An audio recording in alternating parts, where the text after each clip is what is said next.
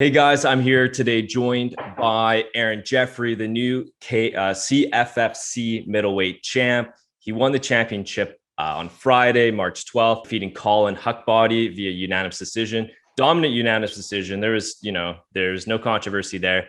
If you guys haven't seen the fight, it's streaming on UFC Fight Pass. All you have to do is look up CFFC 93 or just look up Aaron Jeffery's name and it'll be there as well.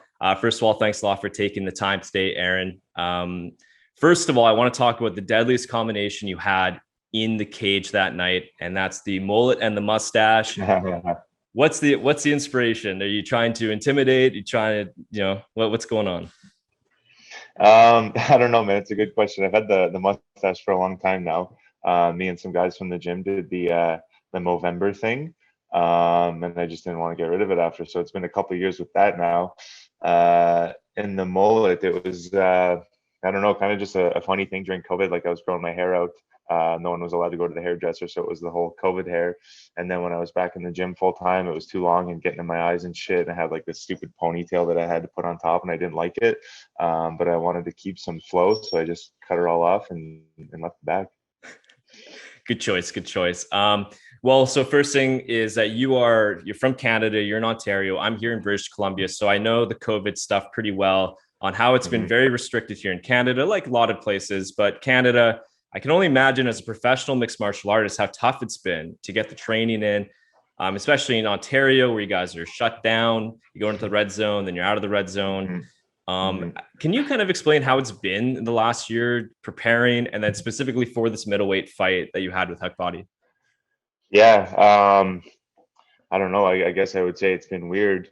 Like when everything first shut down, I took a month out of the gym. I wasn't really sure what was going on. Like they said, 2 weeks to flatten the curve, whatever. I figured I could stay home for a bit and kind of wait it out and see what happened.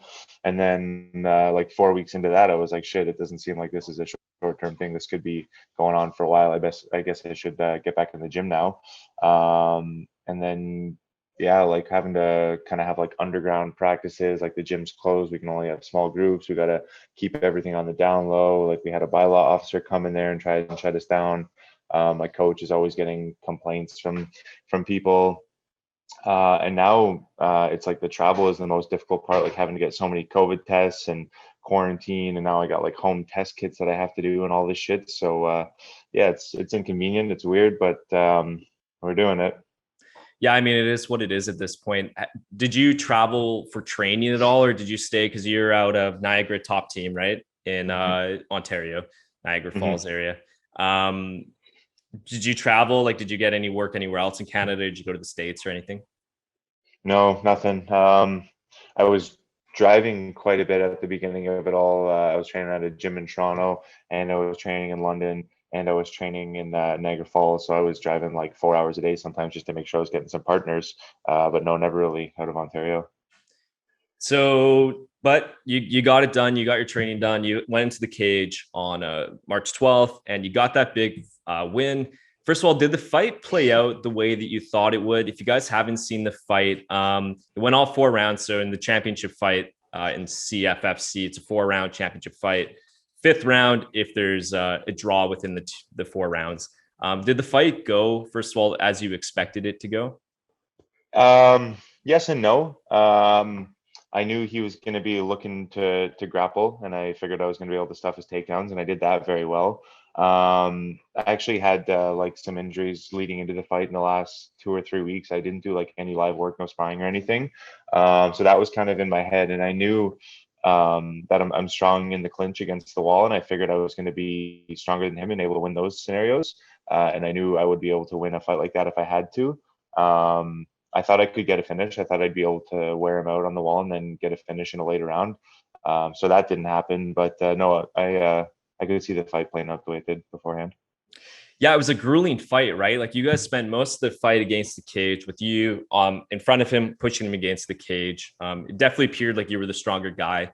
Um, this injury that you're talking about, how are you doing right now with it? Is this something that you're gonna have to rehab and things? I don't know. I did some rehab like leading up to the fight. I kept it braced. Like I said, I did no live work. For a week, I was pretty much just like riding a bike and then slowly started hitting pads.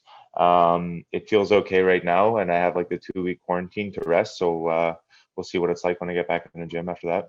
What is the injury? It's a knee injury. It was grade 1 or 2 tear of the LCL. So nothing crazy, but enough to keep me out of like full training. Yeah, okay. But you're happy? I'm assuming you're happy with the performance, right? That was a big fight for you. It was obviously for the middleweight belt, but if you're watching that fight and you're an MMA fan, like, you know that there's bigger stakes to it. Like, obviously the winner of this fight likely is going to get a UFC contract.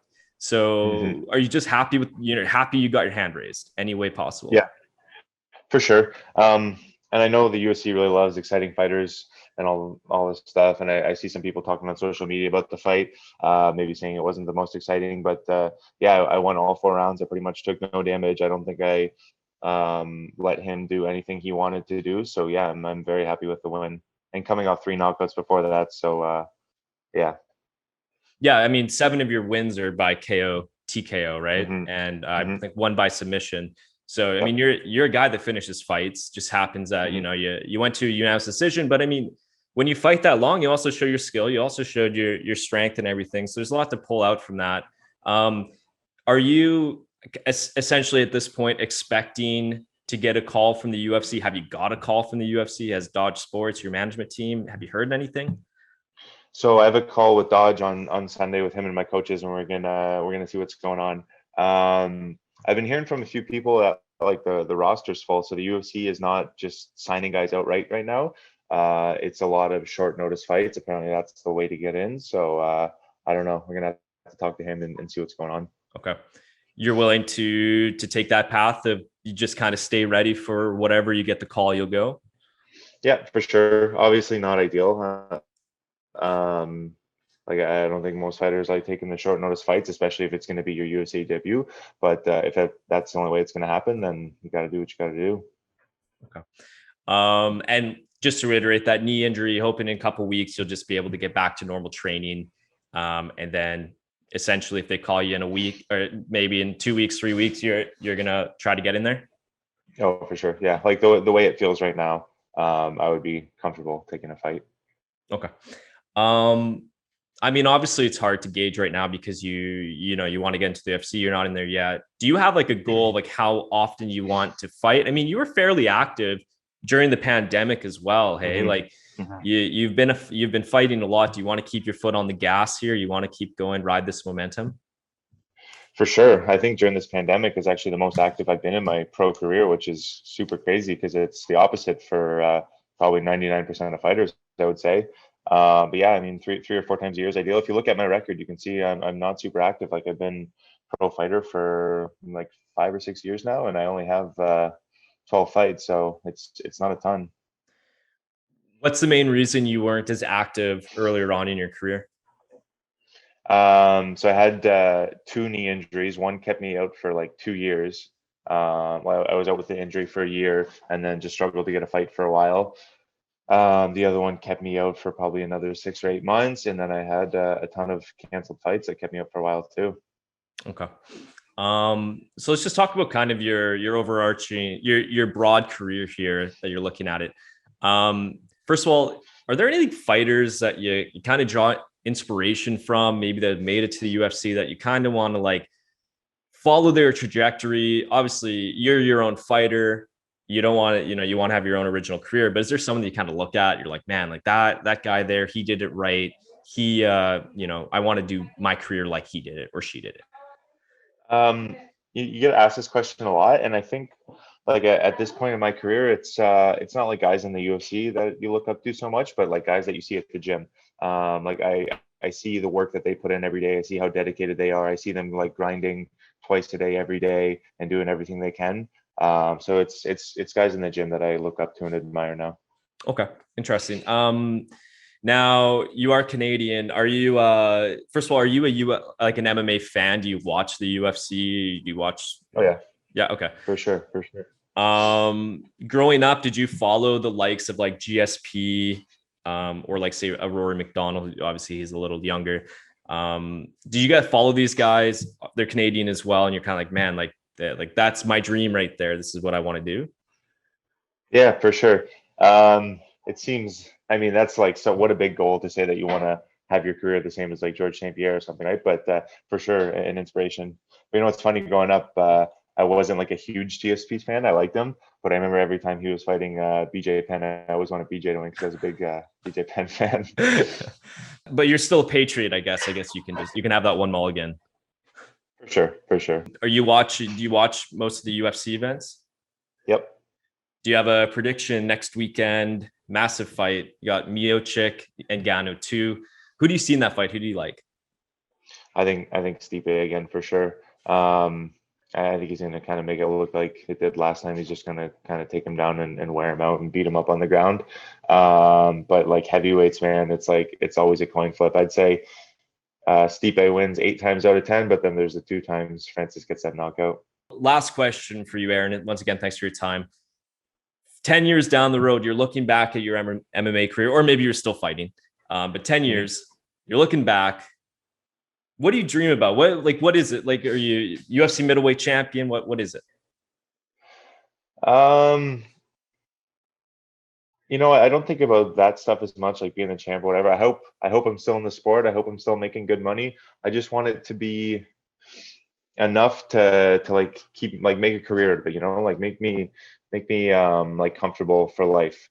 Whatever that may be, however it might be. Just like living a comfortable life based on fighting. Okay. Perfect. Well, hey, thanks a lot for your time. Where can people find you, Aaron? What are your socials? When you doing anything right now with any sponsors? Everywhere on social media at AAJ MMA, and then I have like a little nutrition consulting business too. I post a lot of like nutrition, science, health, fitness stuff, and that's at Jeffrey Nutrition. Great, cool. Well, hey, thanks again for the time, man, and we'll talk to you later. Thanks, bro. Appreciate it.